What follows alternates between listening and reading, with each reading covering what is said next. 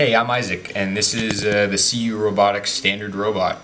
Okay, so let's start with the chassis. The chassis is basically what allows the robot to move around the field. It contains 4 wheels, and each wheel has an electric motor on it. This is a suspension module. This is basically what allows the turret to be stable, and each wheel has one of its own.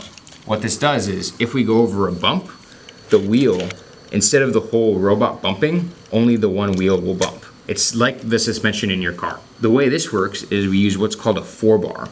If you know like what a trapezoid looks like, you know that the opposite sides are always parallel. So we kind of exploit that fact by having these bars, these parallel bars. And so even though it's rotating, as we move, opposite sides stay parallel and the wheel stays straight up.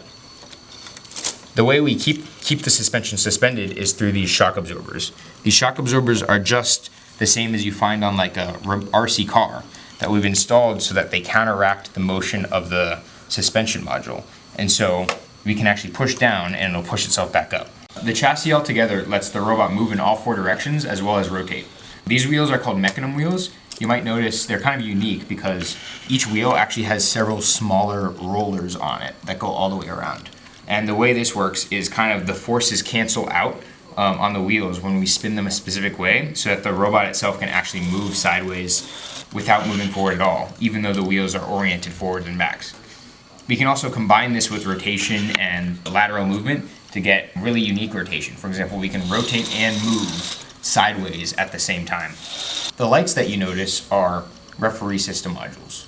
What the referee system is kind of the way the robots know they're being hit. These targets right here, there's one on each side, light up and have a number. There's a plate on each target and it's pressure sensitive. If I hit the plate, it takes damage. This light bar in the back shows how much health the robot has. So as it takes damage, the health moves down. Once the health reaches 0, the power management module inside the robot shuts it off. So the robot is effectively dead. It's like a video game. Now we know how we defend ourselves. Let's take a look at the turret. So this is our turret. Our turret is how we shoot projectiles at other robots' armor plates. Our turret in particular is basically a big stand that holds the shooter mechanism and then the shooter mechanism itself, which takes balls and shoots them. So the turret gimbal, as we call it, consists of 2 motors. There's a yaw motor here that moves left and right, and a pitch motor here that moves up and down. And so what the robot can do is it can actually look in any direction at once. We have this thing called a slip ring on the bottom of the gimbal. And what this does is all the electronics that are in this box, like the motor controllers and power and battery and all that stuff, gets routed through this slip ring to the turret.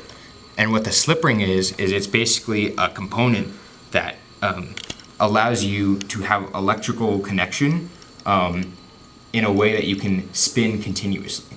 So you can imagine if you just routed wires from inside the robot up to the shooter, they would get tangled when you spun.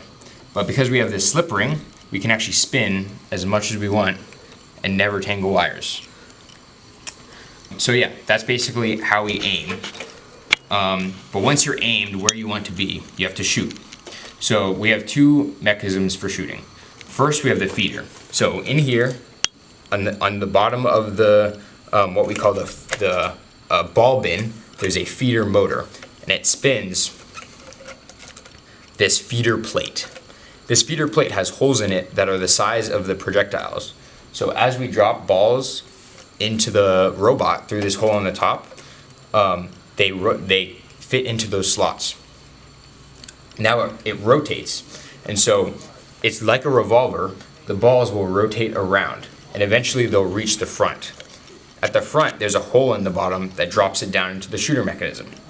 So a ball gets dropped in, it falls into one of these holes, and it rotates around to the shooter mechanism. Once the robot's in the shooter mechanism, it falls through the shooter and onto the flywheel. You can see here there's a bearing. This is where the flywheel is mounted. You can see it can spin. What the flywheel does is it's basically just a rubber wheel that speeds up the ball. So the ball falls down the barrel, makes contact with the flywheel, and gets shot out the front. So altogether, we can take balls from the top and shoot them out the front whenever we want to. And we control this by turning on and off the flywheel and turning on and off the feeder motor. One other thing that we've done is add a counterweight to the turret. This front end is pretty heavy and it puts a lot of strain on the motor. So we added a big aluminum weight that we've covered in gold tape to basically balance it out so that it can balance on its own. This not only puts stress off the motor, but makes the controls a lot better. And that's why it kind of has this long look, because both sides need to be balanced in order for it to work well. Speaking more about the referee system, this is the speed monitor module. This is another component of the referee system that basically keeps track of balls as they leave the barrel. So inside this module is the actual barrel that directs the balls out of the robot, but it also has sensors in there that can detect when a ball passes through it. So it knows how many balls have passed through and at what speed they've passed through. And that's important because the game itself is kind of organized like a video game. You shoot based on some parameters that you set, and you're only allowed to shoot a certain amount of balls at a certain speed. So all the referee system does is make sure that you're within the rules of the game. And if you're not, it'll apply damage to you, to your health, and you might eventually die from it. So yeah, that's basically a rundown of our CU Robotics standard robot. We were really proud of it and we worked really hard. So yeah, thank you for watching.